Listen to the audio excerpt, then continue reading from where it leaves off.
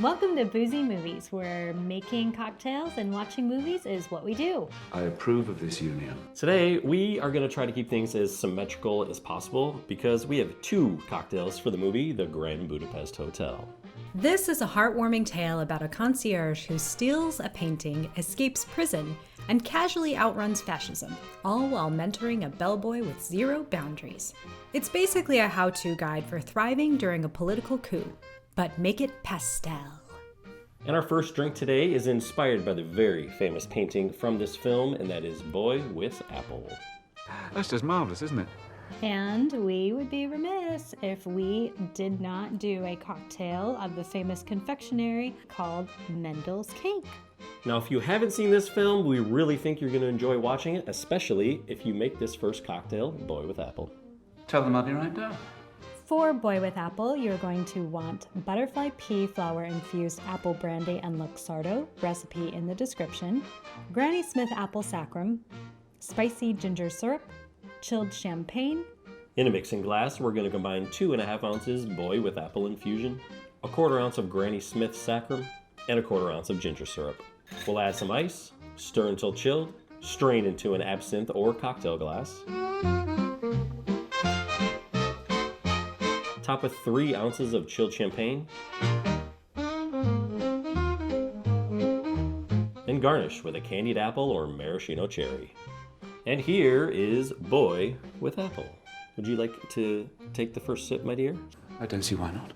So the reason we really wanted to go with the butterfly infused brandy or Applejack brandy and Luxardo is really to get this purple color, which is pretty prevalent in the film. There's a lot of pink hues, but then there's also the purple because that's kind of the outfits that Monsieur Gustav H. and Zero are wearing. I think most of the hotel staff.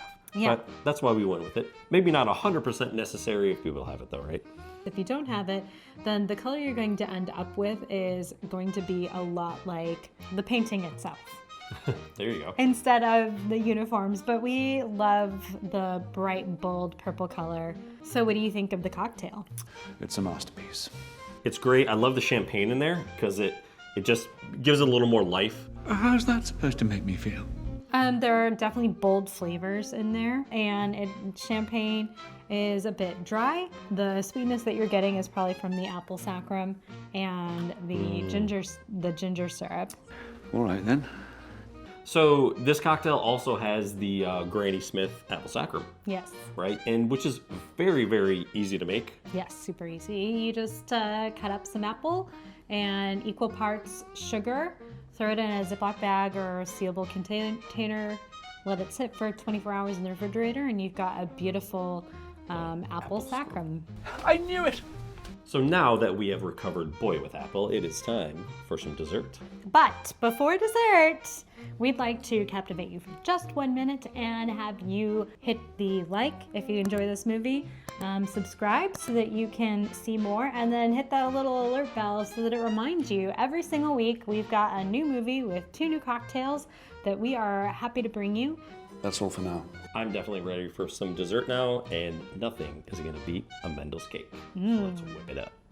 For the ingredients, we're going to be using grenadine, powdered sugar, fine sea salt, peanut butter whiskey, amarula, lemon juice, and cocoa bitters. Create a glaze with grenadine and powdered sugar. Rim a coupe glass and sprinkle with salt. In a shaker tin, combine 3 ounces of peanut butter whiskey, 1.5 ounces of amarula cream liqueur, 1/2 ounce lemon juice, and 4 dashes of cocoa bitters. Add ice, cover, and shake until chilled. Double strain into the prepared coupe.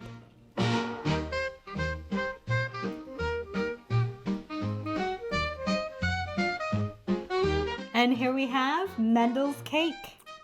Looks very desserty. I have a feeling it is going to taste very desserty. What's the problem? So it is very desserty, which is what we were going for. Mendl's and the cakes and the pastries that they make are a very important part of this film. First, they are what inspired the love between Agatha and Zero. On top of that, his well-hatched plan.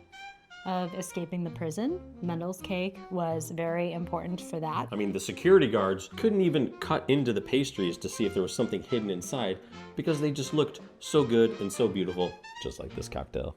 I want some. Now, I have purchased this on Apple, and in the extras, they actually give you the recipe and the directions and like a short little 4-minute video of how to make a Mendel's cake. Now, maybe after seeing this episode, they'll just decide to add how to make our cocktail. This is our sacred bond. Mendel's cake is basically a croquembouche, which is a choux pastry filled with chocolate. Oddly enough, the peanut butter whiskey and the lemon, that's where you get kind of those chocolate flavors and the almost pastry kind of flavor. And you think I did it? And then the amarula is a cream liqueur, but it's actually a citrus cream liqueur. So not like Bailey's. And this is where it's important, is you can't use like a Bailey's cream liqueur. It's not going to make the flavors quite right. Something's missing. You gotta go with amarula because it's a citrus cream based liqueur. Yeah, and that's what's kind of interesting when you take some of these different liqueurs and mix them together. One may taste like one thing, one may taste like another, and then you may have a third one that tastes like something else. Yeah. But when you combine them all together, it's what happens then. Sometimes when we make these cocktails and we have people say, well, I don't really like that ingredient or that ingredient. It's like, okay, but when you mix the other ones together, it completely changes everything. I don't believe it. We think these cocktails are really fantastic for a fantastic movie. I consider this to be maybe my favorite Wes Anderson film. I think I cannot say it now. It's really good. I can't speak to that because I have not yet She hasn't seen the full catalog.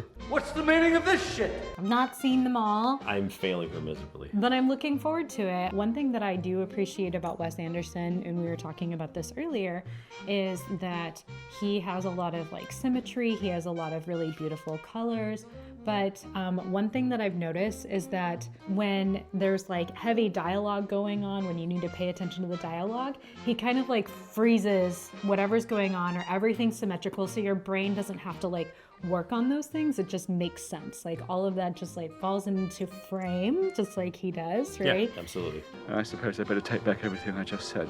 How does he get an all-star cast like that? I've heard that these stars don't necessarily make a bunch of money on his films. So how does he get these people? No, they really don't. Like a lot of them are working for scale. I think Edward Norton has said like he'll lose money when he does a Wes Anderson film. Do you remember me? I think a lot of people just really appreciate the artistic side of it and the attention to detail. I mean, that is the one thing you will notice when you watch a Wes Anderson film. The attention to detail is second to none. It is absolutely magnificent. Thank you, you sweet, kind man. The casts, the actors, the all-star cast that he's able to put together. People, you get these very famous actors, they just want to go in and they'll play like a random character and have a couple of lines or be in the background, and they're really good with that. I am really looking forward to seeing his new film. Yeah, May 30th, The Phoenician Scheme.